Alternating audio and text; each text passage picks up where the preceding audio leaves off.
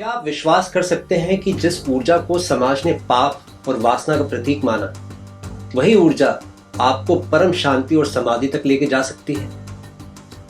तंत्र कहता है हाँ, और यही सबसे बड़ा रहस्य है जो सदियों से या तो दबी जुबान रहा या विकृत कर दिया गया। लेकिन आज हम उस पर से पर्दा उठाने वाले हैं। मित्रों, मैं हूं आचार्य सिद्धार्थ। आज मैं आपको तंत्र के उस रहस्यमय सफर पर ले चलूंगा जहां शरीर कोई साधारण शरीर नहीं बल्कि एक पवित्र मंदिर बन जाता है, जहां सेक्स सिर्फ एक शारीरिक क्रिया ना रहकर ध्यान और आनंद का द्वार बन जाती है। हम समझेंगे विज्ञान भैरव तंत्र के कुछ ऐसे विवादास्पद लेकिन रोंगटे खड़े कर देने वाले ध्यान प्रयोगों को, जिनके बारे में खुद ओशो ने खुलकर बात की है। और सबसे रोमांचक बात यह है कि इस यात्रा के अंत में हम पाएंगे कि तंत्र कोई भोग नहीं बल्कि परम जागृति की ओर जाने का योग है।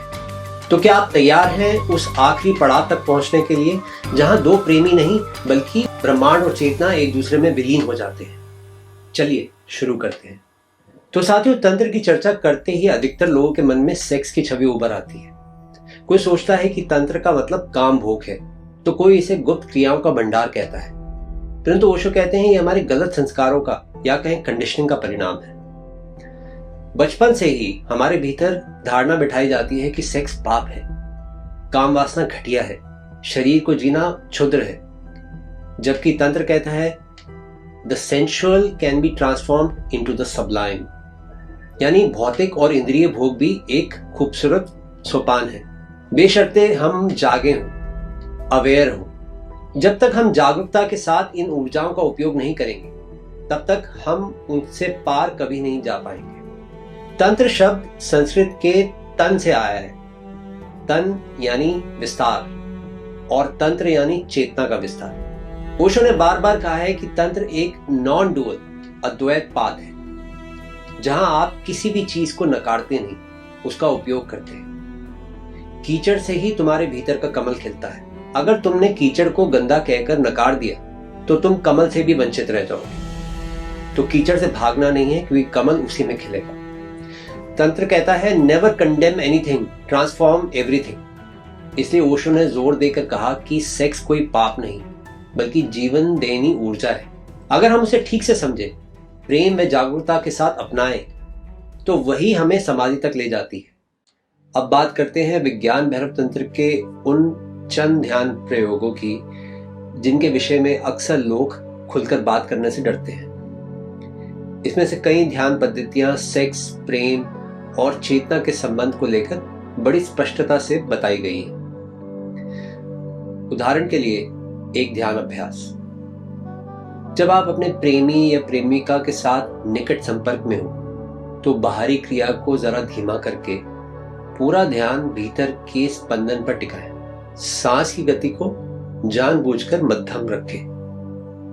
गुरु बताते हैं कि जिस पल उत्तेजना चरम पर पहुंचती है, उस पल अगर आपने बिना किसी जल्दबाजी के खुद को ध्यान से भर लिया, कोई विचार नहीं, सिर्फ मौजूदगी, तो अचानक वही संभोग से समाधि में बदलने लगता है।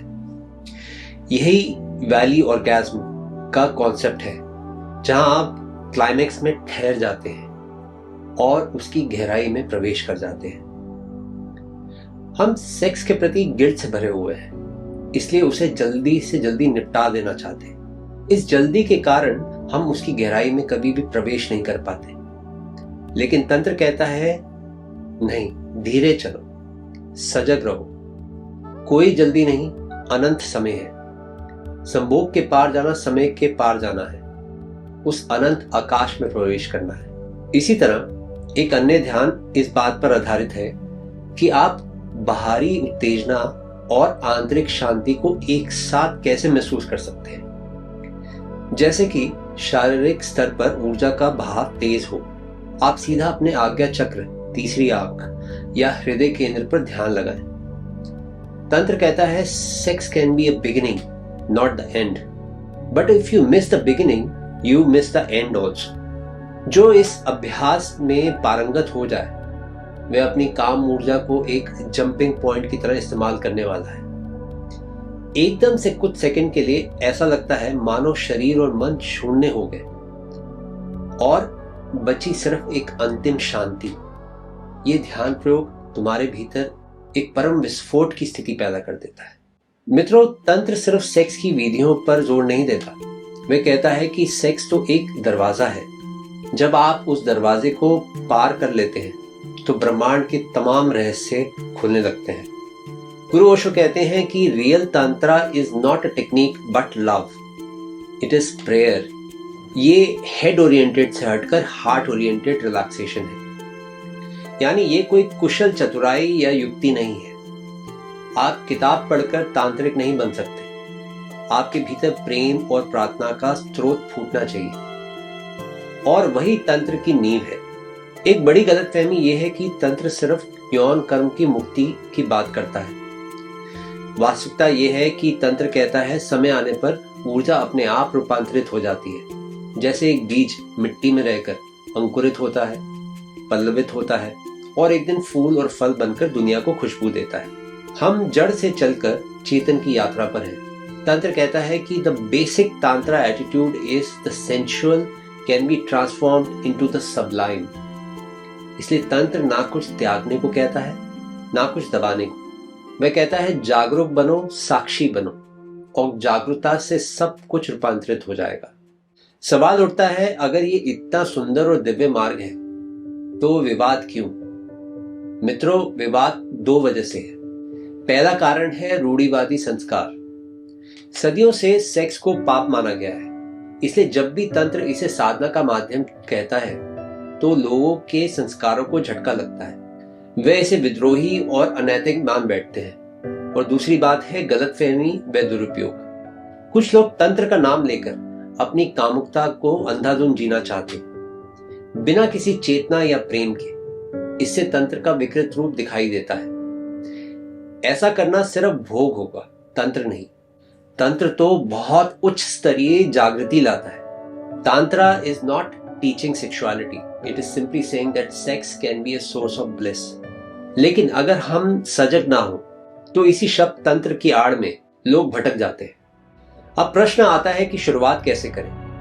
हम में से कई जनों के लिए यह सब एकदम नया हो सकता है। ओशो बताते हैं कि तंत्र मार्ग के लिए सबसे पहले दो चीजें चाहिए। पहला, स्वीकृति यानी एक्सेप्टेंस। अपने शरीर, अपनी भावनाओं, अपनी यौन ऊर्जा के प्रति कोई द्वंद्व न रखें। उन्हें पाप या गलत कहकर नकारे नहीं, बल्कि समझे कि ये प्राकृतिक शक्तियां हैं। दूसरा, सजगता या फिर कहें अवेयरनेस। कोई भी क्रिया करें, खाना, चलना, बातचीत या प्रेम, उसमें पूरा होश से रहें। Whatever you do it with awareness। शुरुआत यहीं से होती है। इन दो बिंदुओं को साथ लेने के बाद आप कुछ तांत्रिक ध्यान विधियों का अभ्यास कर सकते हैं। जैसे एक सरल अभ्यास है, रोज सुबह श्वासों को धीमा करते हुए अपनी रिदम पर ध्यान दें। कोशिश करें कि श्वास गहरी हो मगर कोमल। कुछ मिनटों बाद शरीर में ऊर्जा का एक हल्का कंपन महसूस हो। यही आपके भीतर छिपी ऊर्जा की झलक है। तब आप मन को स्थिर रखते हुए इस ऊर्जा को हृदय के केंद्र या आज्ञा चक्र पर महसूस करें। जब शरीर तरंगित होता है तो मन उस तरंग पर अगर जागरूकता से टिका रहे तो धीरे धीरे काम ऊर्जा भी बदलने लगती है। यह कोई यांत्रिक प्रक्रिया नहीं है, बल्कि एक जैविक आध्यात्मिक रूपांतरण है। मंदिर न बाहर है न अंदर, बल्कि सब जगह। हमारी देह एक मंदिर है और हमारा हृदय परमात्मा का वास है। जब हम प्रेम करते हैं तो परमात्मा ही एक रूप में दूसरे रूप से मिल रहा होता है। यदि हमने इसे पवित्र अनुभव के तौर पर स्वीकार कर लिया तो कोई द्वंद्व या पश्चाताप नहीं रह जाता। तंत्र इसी की बात करता है कि never condemn anything. The attitude of condemnation is the stupid attitude. इसे सही अर्थों में अपनाने के लिए हमें ये सोचना होगा कि ना तो हम संसार से भागकर ईश्वर को पा सकते हैं, ना ही हम संसार में डूबकर अपनी चेतना को खिला पाएंगे। हमें मध्य मार्ग खोजना होगा। संसार को स्वीकारना होगा, लेकिन जागरूकता के साथ। अक्सर लोग पूछते हैं कि क्या इसके लिए संन्यास लेना पड़ेगा, क्या शादी छोड़नी पड़ेगी? ब्रह्मचर्य लेना पड़ेगा? नहीं, तंत्र का कहना है कि आप जिस भी स्थिति में हैं वहीं से शुरुआत करें। यह कोई बाहरी दिखावा नहीं मांगता, यह है भीतरी रूपांतरण। अब जरा कल्पना करिए, आप अपने साथी के साथ हैं, आपके बीच गहरा प्रेम आभार है, आप दोनों ने तन और मन को तनाव से मुक्त किया हुआ है। क्रिया बहुत धीमी है, कोई जल्दी नहीं। आपके भीतर सारी ऊर्जा सजगता के साथ हिलोरे ले रही, और तभी एक ऐसा बिंदु आता है, आप महसूस करते हैं कि आप शरीर में होकर भी शरीर से परे जा रहे, जैसे सारे विचार खो गए, केवल चेतना बची। आपके रोम रोम में मानो दिव्यता का प्रकाश फैल जाता है। यही वह अलौकिक क्षण है जिसे तंत्र शाश्वत परम सुख कहता है, या फिर कहें वैली ऑर्गेज्म, जहां ऊर्जा ऊपर उठती है, फैलती है, गहरी शांति में बदल जाती है। कई लोगों के लिए कल्पना ही चौंकाने वाली है, लेकिन this can be your stepping stone to God, यानी यही एक छोटा सा झरोका है जिससे हमें उस परम की झलक मिल सकती है। यदि हम ये सोच लें कि बस अधिक से अधिक यौन संबंध बनाना ही तंत्र है, तो हम भटक जाएंगे। गुरु स्पष्ट चेताते हैं कि तंत्र is not teaching sexuality, it is simply saying sex can B a source of bliss. इसका अर्थ है कि सेक्स के माध्यम से भी आप साधना का प्रवेश द्वार खोज सकते हैं, लेकिन आवश्यक शर्त है अवेयरनेस एंड लव। अगर आप में प्रेम का तत्व नहीं है, अगर आप सिर्फ क्रिया को एक शारीरिक उत्तेजना मानकर दोहरा रहे हैं, तो आप तंत्र के बजाय भोग पर अटक जाएंगे, और तब वह आपको किसी उच्च अवस्था में नहीं ले जाएगा। अंततः तंत्र आपको इशारा देता है कि जीवन एक अखंड धारा है, ना यहाँ कुछ ऊंचा है ना नीचा, ना पवित्र है ना अपवित्र, सब कुछ इस परम सत्ता का अंश है, और आप खुद भी उसी का रूप है। बाहर से देखने पर सेक्स सबसे प्राथमिक ऊर्जा लगती है, लेकिन उसके सहारे आप ऊपर उठते हैं, जहां सब कुछ विलीन हो जाता है। तब आपको सेक्स की आवश्यकता नहीं रह जाती, क्योंकि आपने उसकी गहराई को जान लिया। वह वही स्थिति है जिसे समाधि कहते हैं, शून्यता में पूर्णता का अनुभव। इसे तंत्र कोई विधर्मी या अनैतिक प्रणाली नहीं, बल्कि हमारी गलत धारणाओं से मुक्ति का मार्ग है। The days of tantra are coming, Osho ने कहा था, क्योंकि पश्चिम ने भी यौन ऊर्जा और मनोविज्ञान दमन के बीच गहरा संबंध खोज लिया है। आज लोग खुलकर सवाल पूछ रहे हैं, खोज रहे हैं। मित्रों, आज हमने तंत्र के रहस्य का संक्षिप्त सार समझने की कोशिश की, सेक्स से समाधि तक के सफर की एक झलक। हम सब कहीं ना कहीं खुद को और जीवन को जानना चाहते हैं। ओशो ने अपने विज्ञान भैरव तंत्र पर दिए गए व्याख्यानों में एक क्रांतिकारी दृष्टि दी कि अपने शरीर और उसकी ऊर्जा को प्रेम व जागरूकता से समझो। उसे पतन का माध्यम नहीं, बल्कि उत्थान का सीढ़ी बनाओ।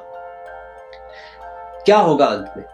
आप अपनी रासायनिक, शारीरिक, मनोवैज्ञानिक, आध्यात्मिक ऊर्जाओं को एक ऐसे बिंदु पर ले जाएंगे जहां व्यक्तिगत मैं विलीन हो जाता है और रह जाती है केवल शुद्ध चेतना। वहीं से आरंभ होता है वास्तविक आत्मबोध। यही तंत्र का चरम लक्ष्य है। आशा करता हूं कि ये चर्चा आपको प्रेरणा देगी कि आप भी अपने भीतर की सब चेतना को जाने, अपने शरीर को, अपनी ऊर्जा को पहचाने और तंत्र की सच्ची भावना को जीवन में उतारें। अगर इस यात्रा ने आपके भीतर जिज्ञासा जगाई हो, तो आप ओशो के विज्ञान भैरव तंत्र वाले प्रवचनों को सुने या पढ़ें। याद रखें, तंत्र कोई आसान मार्ग नहीं, लेकिन यह भी सही है कि इसमें कोई संघर्ष भी नहीं। यह तो प्रेम और स्वीकृति का मार्ग है। मैं आचार्य सिद्धार्थ इस श्रृंखला में आगे और भी तांत्रिक ध्यान और अभ्यासों पर चर्चा करूंगा, जहां हम विस्तार से जानेंगे कि तंत्र को दैनिक जीवन में कैसे उतारा जा सकता है। तब तक के लिए अपना ध्यान रखें, जागरूक रहें और अपने भीतर के कमल को खिलने दें। प्रणाम, नमस्ते। इस चैनल को और हमारे काम को सपोर्ट कीजिए।